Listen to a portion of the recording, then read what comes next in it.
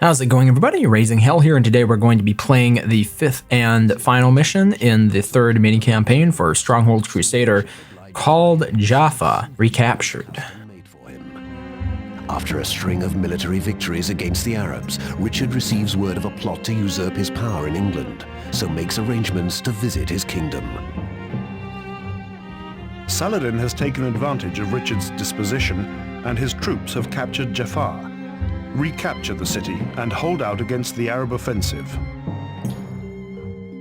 Okay, so I think it's worth noting that I actually have pre-recorded this, simply because it's one of those missions that's a little bit, or it requires a little bit more concentration, and I thought I wouldn't be able to provide, insightful enough commentary while having to sort of manage a lot of stuff at the same time while playing the game. Mostly that's due to the sieging aspect of it, because when you're more at liberty to play it on your own and at your own speed, it's not as much of an issue. But when you have to manage multiple groups of troops while trying to siege a castle, for me anyway, it becomes a little bit harder. So what I'm doing here is I've built a catapult, and then I'm also building a plethora of portable shields, and the idea is we're going to be taking down this corner right here of the castle. So the outer wall is composed of lookout towers and a low wall, so it's fairly easy to bring it down, and then we're going to be breaking into that inner courtyard where you will see there are some fire ballistas.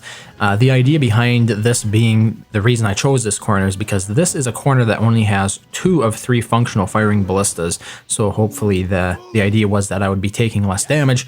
And now that the tower is down, I'm going to be moving the shields into place along with some archers, and I just want to take out that fire thrower. That was the general idea here, because even though the tower is down now, there is still a fire thrower that was standing there previously on the tower, and he's still there. It's not, the fire thrower is not dead yet. So the idea here is to get the archers to take him and some of those other archers that are standing there out. Mostly the fire thrower though, because I can't bust in with knights as long as the fire thrower is there, because he's going to burn them all. So yeah, the portable shields function very well in this capacity, because most of the damage here I'm taking is actually of the ranged variety. And I might have actually wanted to use a few more archers, but by and large, I feel 19 was sufficient, and it helped prevent them from getting killed unnecessarily. But while I was able to take out that first fire ballista, for some reason my archers just didn't seem to be able to lock onto the second one, even though I moved within range, what I believed was range anyway. So that was a little bit strange, so I decided to just back off, because remember, the original intent of that assault was simply to remove the fire thrower from that area so I could get into the main courtyard without all my troops getting set on fire, right? So then we went to overhead.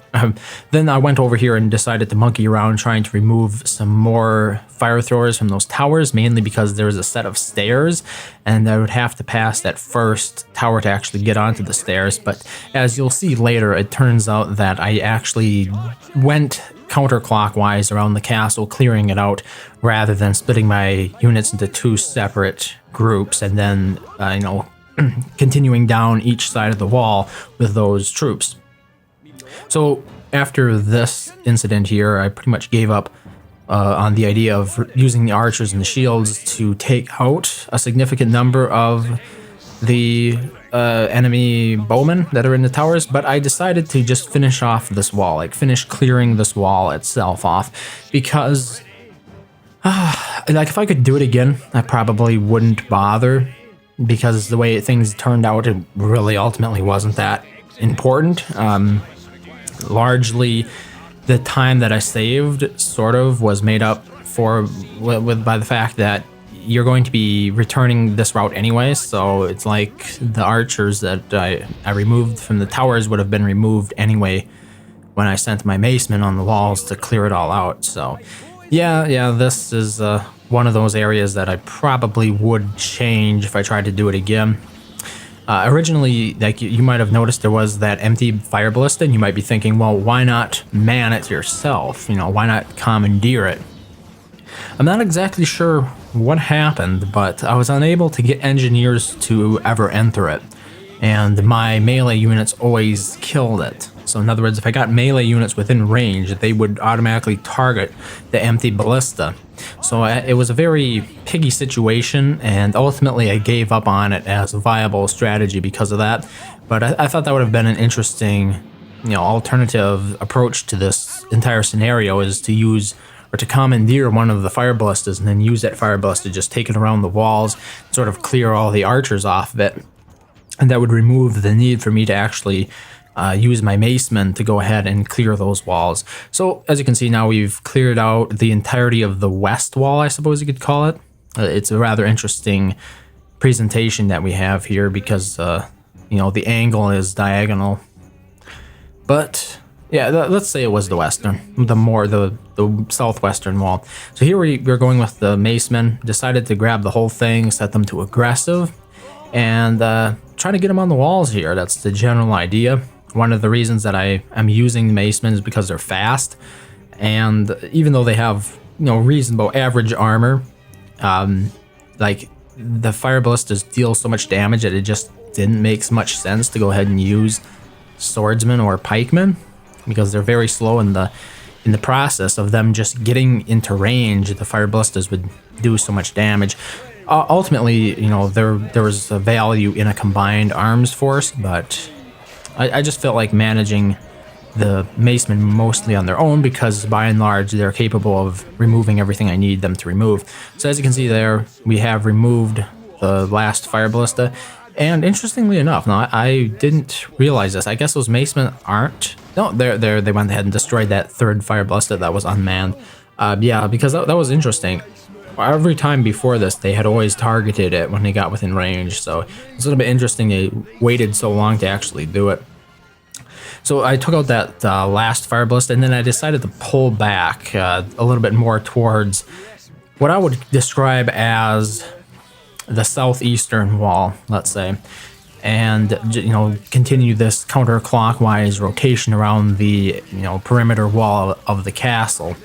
I've captured the gatehouse there, but we wanted to press on as quickly as possible. Decided to use the knights to target that fire ballista that is standing right there in front of the main gate. So that's what the knights are going to attempt to do. The primary use of the macemen here is simply to clear the walls, but then as we go along, you also see it's worthwhile to use them occasionally to jump down off the walls or walk down off the walls. They don't jump, unlike assassins, and take out the fire ballistas that are causing me a lot of trouble. As you might have noticed in that one other mission that I played probably a couple of months ago now, fire ballistas are more than capable of taking out entire troops of knights. So it's like that's one of their huge vulnerabilities. Yeah, got all those fire ballistas in that corner taken care of. So that would be what I would describe as the northeast corner, and then just continue moving counterclockwise along this wall. It's as simple as that. Ultimately, one of the concerns is that if you move too fast with the ground force, like I have a fair number of macemen now on the ground along with the knights. If you move too quickly, there's the possibility that the fire throwers that are on top of those towers are actually going to be within range and then end up burning your units. But in case you're not aware, I imagine most of you are, the fire throwers are ineffective when trying to attack units on walls, because walls they can't be set on fire. So moving along the walls is a safe approach if you have an issue with fire throwers in the general vicinity. And that's the reason why I chose this path closer to the inner wall when it comes to maneuvering my knights into the north, what would be like the northwest corner. So we have two corners left of the map with fire ballistas in them. So I've lost a considerable number of macemen already, and the fight is far from over. But at this point, I decided, I should get that siege tower within range, because the idea was I'd be using the siege tower to get all of my units on top of the towers for the additional ranged bonus.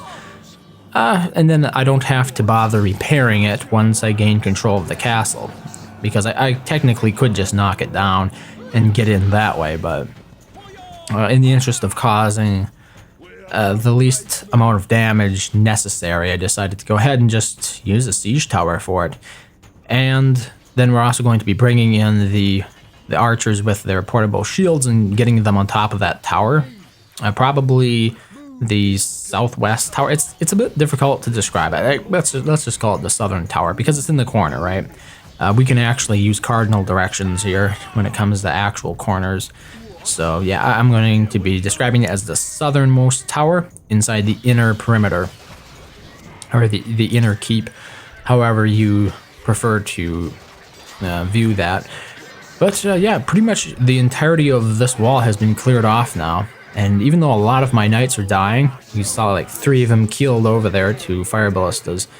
The fire ballistas time on this earth is a bit short at this point. So one of the things that you'll have to keep in mind when dealing with these towers here, like even though I have the siege tower against the walls, what ends up happening is that opens up the gate in a roundabout way, and that means that a ton of units are going to be coming down along that area. So you have to be careful if you put your archers in that tower with those shields, that those simple like farmers and woodcutters and stuff aren't going to go ahead and tear right through your portable shields when you have them in that southern tower, because that has happened to me a couple times. That's the reason I went ahead and decided to position my portable shields and archers a little bit more to the north. Like you can see, they're surrounding or they've occupied the tower that's right next to the gatehouse, the primary gate.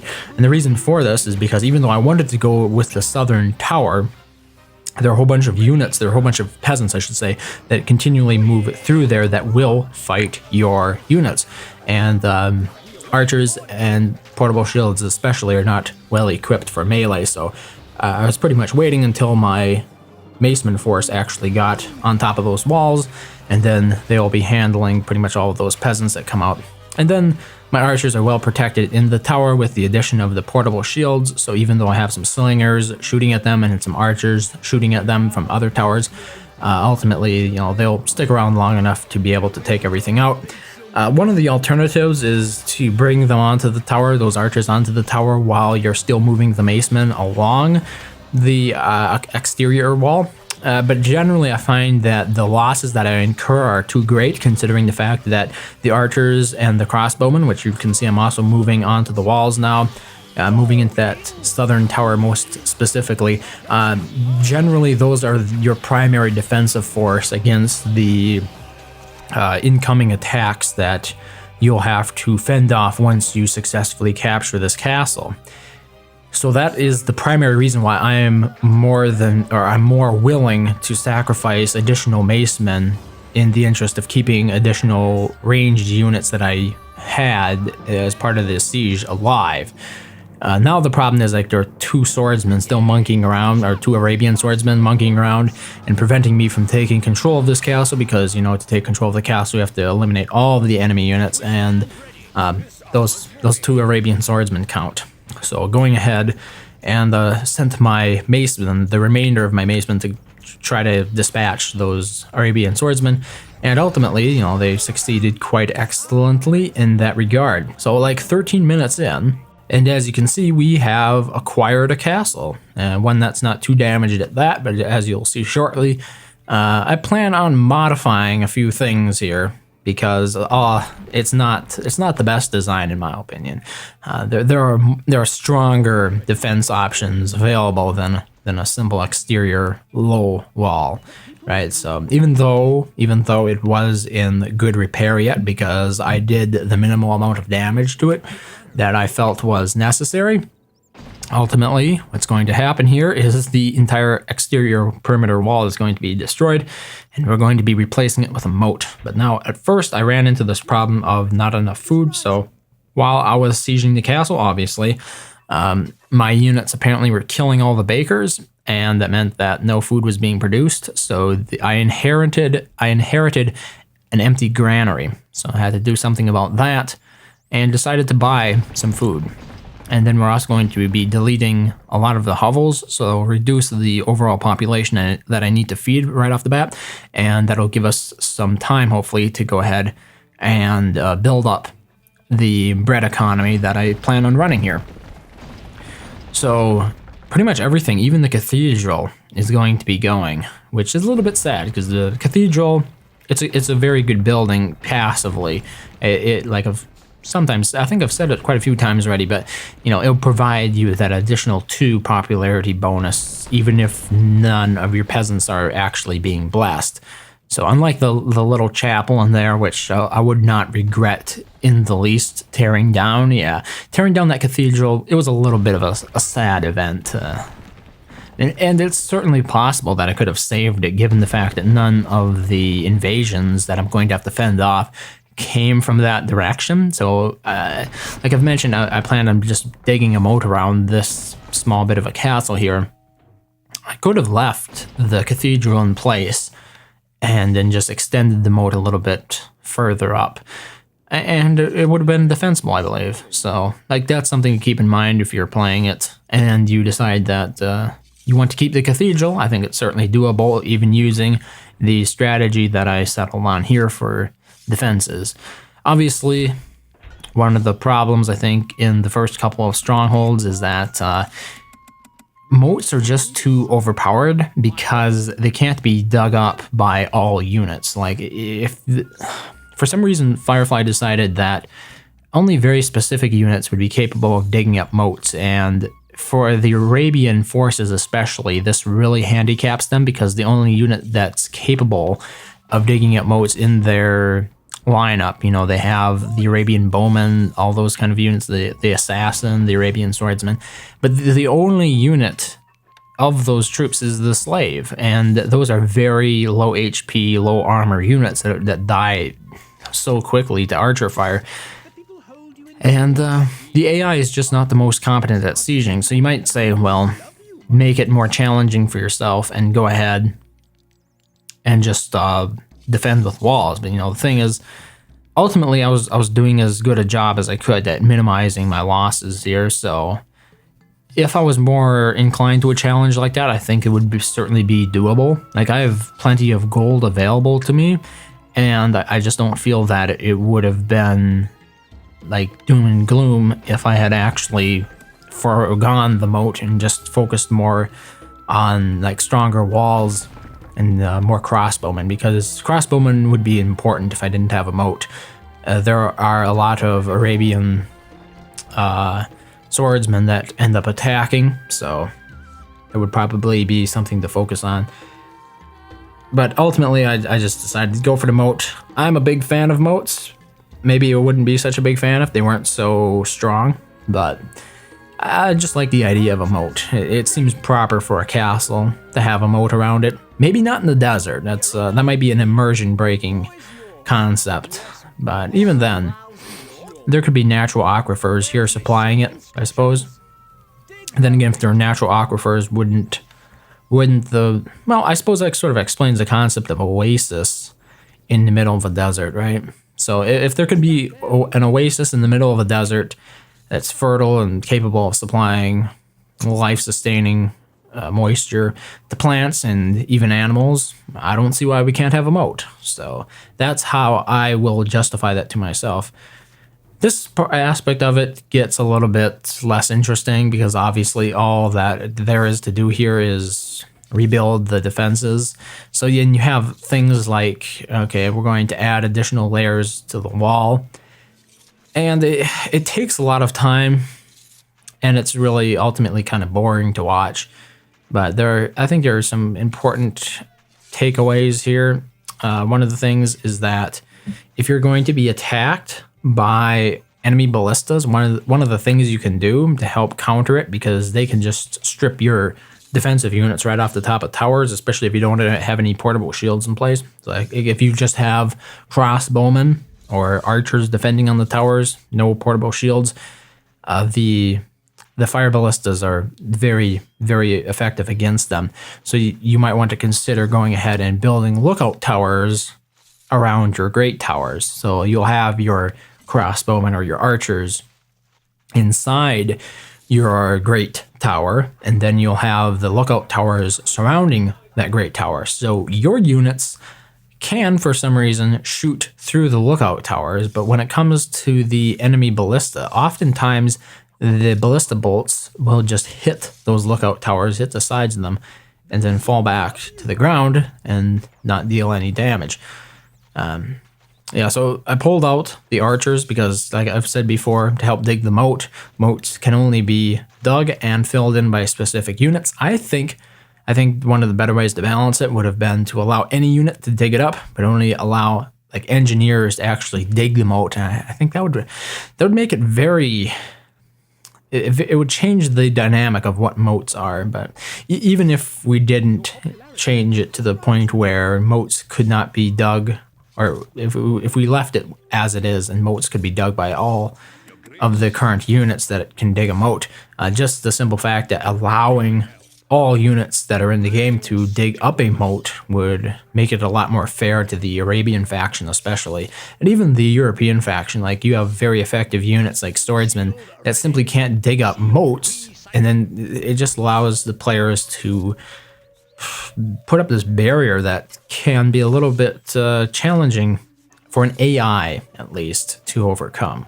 Because most of my dealings have been with the AI. I've played very few player versus player games, and in some ways I think that can lend a different perspective to the game. Like, I think there's generally a trend towards only caring about what tactics and what strategies are used by the best PvP players, right? So if you're somebody who is ranked fairly high in PvP, your strategies are generally taken as like some sort of concrete way of doing things. And I think there is room for an approach by somebody who just plays against the AI, because it is a different mindset as to how you deal with it. Because the AI does not, the AI acts predictably.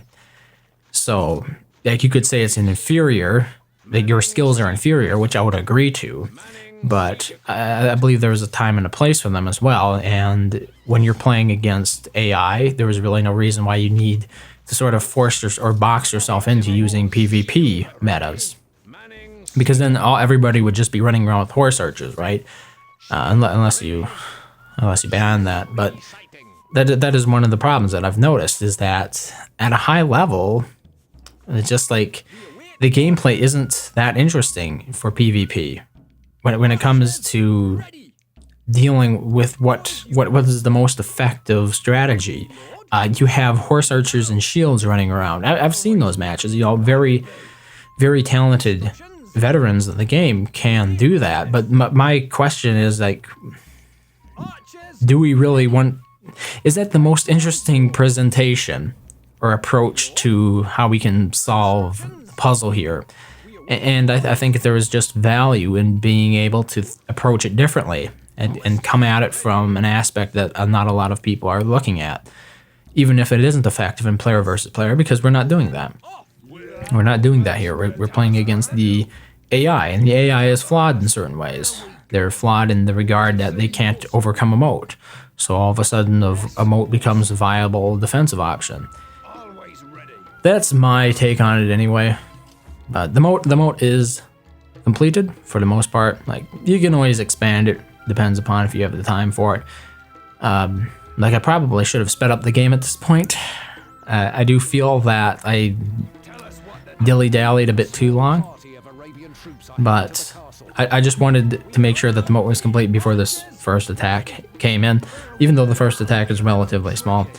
And then there are a couple more attacks after that, each much larger. So there is some actually fun sieging going on. But yeah, like, the more I see it, the biggest challenge of any Stronghold game I found in the single-player campaigns has been, dealing with sieges. Because when it comes to defending, I really can't think of a time when I really felt overwhelmed by what the AI had to throw at me.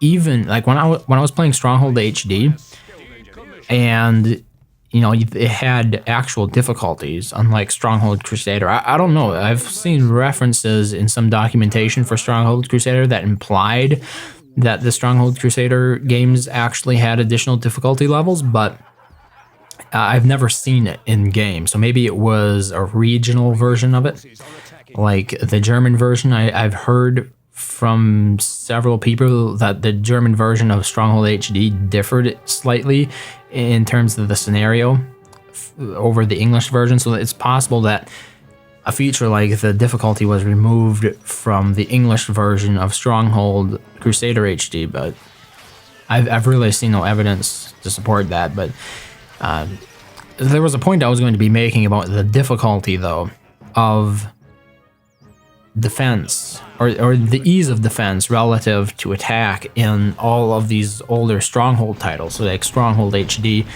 and Stronghold Crusader HD.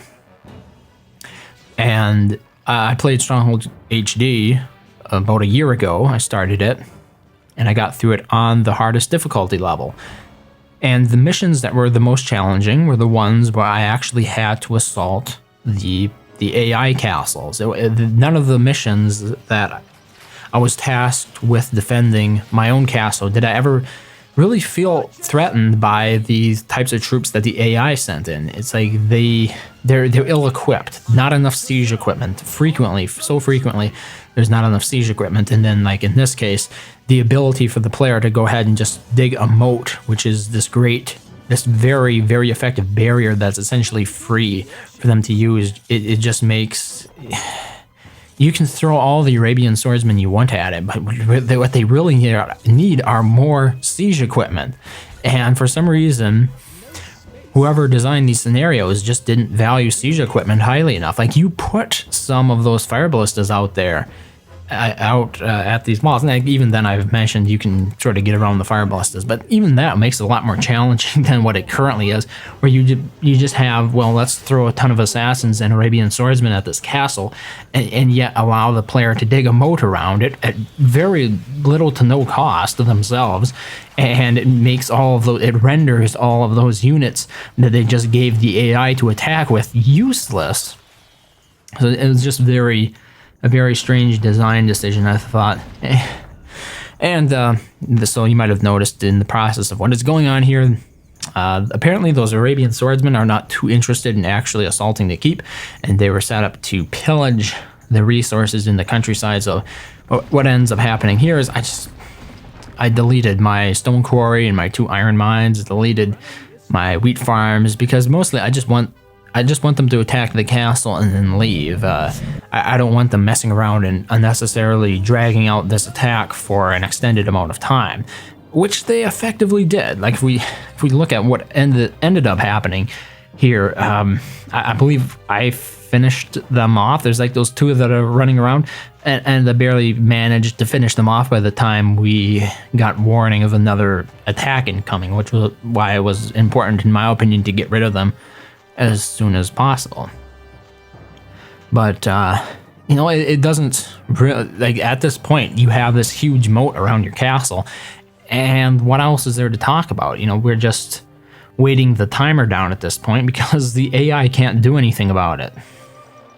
So, like, there is merit. Like, if you want to criticize the decision to use a moat, there is merit in that criticism, because ultimately I think the decision to do so wasn't mandatory. I think I could have won the mission relatively easily still. Well, it'd be a bit more of a challenge without the moat. So, like, if I played it again, would I use the moat? And I think the question comes down to entertainment. So for me, building a moat is fun, but it might not be the ideal viewing experience. So, like, if I was doing it for myself, I like digging the moats. I like seeing the moat be this superior defense, but other people just might not appreciate that. But what I ended up doing here didn't have quite enough archers, I felt, and so I just bought more bows. It's one of the pros and cons you have to weigh. Do you buy weapons or do you build weapons? There is that initial investment involved with building weapons. You got to spend a little bit of money on the weapons workshops. So if you know there's a limited amount of time left for you, or to you, for this scenario, you ideally would go after just buying them directly, buying those weapons directly if they're available. But if the mission is a little bit longer, you know, you can still go opt for the cheaper route of actually building your own weapons. But then there's the difficulty of not having weapons on demand. You can't just mass buy weapons and get 20 archers all in one go, kind of like what I did here. But yep, okay, so there was the second warning of an Arabian invasion, and I built that wall around those farms, top right corner. That ultimately, I shouldn't have done that. But it was one of those decisions that I sort of half-heartedly made. And you'll notice that the AI will continue to pillage my industry buildings that are outside of the castle, which I question the legitimacy of, because the industry is not what was fueling my defenses here. I could have deleted all those industry buildings and I would have been able to manage this current population even without being able to get additional wheat. I could have bought wheat and I would have had enough gold to do so. So here we have the current siege. So you like 3 siege towers and a fire ballista. This is the extent of the siege force that was given to the AI to use against me. And it's ineffective. Like the fire ballista was a good choice, but 3 siege towers, you know, what's going to happen to them against the moat? They can't do anything, right? So that's a little bit of a sad decision. Like, you know, throw in some catapults, right? Catapults can deal a lot of damage. They could knock an entire tower down, but then you have these ineffective siege weapons. I guess one of the things that could have been done is that it's based off, you know, if there was more AI intelligence in it, just allow them to choose the best siege equipment for the job, rather than, because I imagine it's similar to the editor. If you go into the editor, you can set up sieges and you can always control what siege equipment is going to be deployed for that siege. I'm just thinking, you know, how about we just give the engineer or the AI some engineers and a set amount of gold, and then it can evaluate the current defenses and decide what would be the most effective siege engine to use against it. Because then you don't have these problems where the person who designed the scenario had to sort of pre-plan and troubleshoot. Just think about the possible bugs that, or ways the player could exploit the siege or the attack that's coming against them, because there are going to be weaknesses in there. And ultimately, you know, it's the AI, right? Like the idea behind a lot of these missions was, I believe, to be sort of an introduction to the game itself, because the real meat of Stronghold Crusader lies in its Crusader trails, unlike Stronghold HD, in which you didn't have any AI opponents to play with, to fight with, this skirmish with. That was like one of the hallmark introductions or new features of Stronghold Crusader HD, is the ability to just put in some bots, basically is what they were, and they would build castles and they would siege you from time to time. And so the scenarios themselves are a little bit more depreciated, I believe, in Stronghold Crusader HD, because the real attraction was actually going to be fighting against those AI bots, rather than the more traditional stuff that we saw in Stronghold HD. So maybe it's okay then. Maybe I'm overanalyzing it. But one alternative, like right here, you can see I ran out of wheat and I ran out of hops. I just bought more because I've got all this gold. I could sell stone for more gold. I could sell iron. Obviously, like, I don't even need to produce stone because I'm not ever being hit with a catapult. I'm not being hit with any trebuchets. But getting back to the terms of, like, this was meant to be an introduction for the player to like Stronghold mechanics. Like they'd introduce new units from time to time between scenarios or in new scenarios and stuff, and it'll allow new players to get to grips with those unit abilities and how they could be folded into the overall game meta, I guess you could say. But one of the ways that you could certainly counter this, like counter the more noob aspect to a lot of the scenarios, is simply by allowing players to adjust to the difficulty of it, right? And that was very effective in Stronghold HD. I really didn't have to worry at all about the game being hard, because a lot of the missions, even as a fairly well-rounded Stronghold player, I'm not very good at the game, but I think I have a lot of knowledge about how the game works, or at least more than average. Even with that knowledge advantage, I found some of the missions on very hard difficulty particularly challenging in Stronghold HD, and I think they could have accomplished a similar effect here in Stronghold Crusader HD if they'd just been willing to add a difficulty slider to the missions. And it seems like such an easy addition that I don't understand why it was excluded. And here I'm going to be deleting a bunch of the moat, and then I'm replacing it with some walls.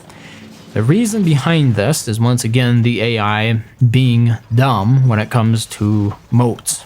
So, as it is, sometimes the AI will just stand there and refuse to attack you if they don't see some sort of path. My hope here was that by exposing a bit of wall to the enemy units, the assassins would climb it, and the Arabian swordsmen would attack it. And it's one of those things that, maybe I made a mistake by digging a moat. Maybe that made it unfun. But, to a viewer, that's the viewer's aspect to it. It's not mine. To me, it's fun to dig these huge moats. I enjoy doing it, even though it is a very simplistic and, it's not at all challenging mentally in terms of strategy. But sometimes you don't want strategy to be overly complicated. So the second attack, or it's the third one actually, it's coming from the same origin that the first one came from. It's like bottom left corner of the map. I don't rotate the camera, so this is the default view. And you can see some assassins there. And then, did you notice that? You might have seen it, you might have not, or you might have missed it. There were some siege camps that popped up for a very brief amount of time, and then they just disappeared. So this attack should have had siege weapons in it. You'll see there are plenty of engineers being supplied, and those engineers are actually walking to the area where those siege camps originally were, but they just disappeared after they were put down for a brief second. And I don't necessarily understand why this happens, and how bugs like this are overlooked, especially when it comes down to community contributions to the game. When you're remastering it for the HD version, it would have been, I think it could have been on the roadmap to go ahead and fix some small things like that. But I understand, it's not the cash cow. It's not what's making you money, so it's then just a passion project and just wanting to polish things and see them get better. Because, let's face it, Stronghold Crusader HD is really the most popular the franchise ever was, But then again, that plays into aspects of the gaming scene at large. It's not just because Stronghold got worse, but we sort of moved on, and RTS didn't or wasn't as big a driver. Like you look at the early 2000s, the late 90s and early 2000s, RTS was huge. You had so many, in some ways, Age of Empires clones, you could almost call them clones, coming out that had very similar mechanics to Age of Empires, but they kept changing up the setting a little bit, and it was a pretty big selling genre. But then things have changed, and Stronghold hasn't. Maybe that's a sign. Maybe Stronghold needs to evolve. It needs to become the next League of Legends. It's like Stronghold Legends, it becomes League of Stronghold, whatever. I think there was possibility for that, but as you can see, entire attack wiped out, and they're a little bit, the majority of the attack was wiped out, but there's still some units left, so maybe my wall didn't work as effectively as I was hoping. So that's what I'm kind of thinking here. I'm saying, and I end up deciding just to delete this gatehouse. I'm not sure if I'm going to be doing it right now, but yeah, sometime near here I'm going to be deleting the gatehouse. But yeah, getting back to terms of where the Stronghold franchise goes from here, there's really no reason that there couldn't be spin-offs for it. Based around tower defense, for example. Tower defense is a fairly popular genre that I think it attracts a little bit more, or like more casual players. So you could tap into that market potentially with a Stronghold tower defense game. And I think it could be really good if, especially loop some of the more hardcore fans of the original series into it. Maybe make it 2D, whatever. I think it could be interesting. It's something that I personally would like to see. I think it could be successful. It would be a bit different. I think different is good to keep people interested. But maybe it's just maybe it just needs to be shelved for another 5 years or so. So here I decided to do the honorable thing and send my swordsmen out to meet their swordsmen in battle. And yeah, I know I probably waited too long to make this a fair fight in any sense of the word, but I think it was an interesting idea anyway. Like, it seemed more interesting than just waiting for them to walk up to the walls and then get shot and killed by my crossbowmen and ballistas, mostly, because archers, they deal some damage, but they're not nearly as effective. But here we go. Swordsmen took out all those Arabian swordsmen. We have victory, and that pretty much does it for this episode. So thank you very much for watching. As always, there's going to be a brief epilogue, but thank you very much for watching, and I hope to see you next time. Soon after the victory at Jaffa, Richard the Lionheart falls ill. Saladin tries to win favor with Richard by sending him daily rations of fresh fruit and water.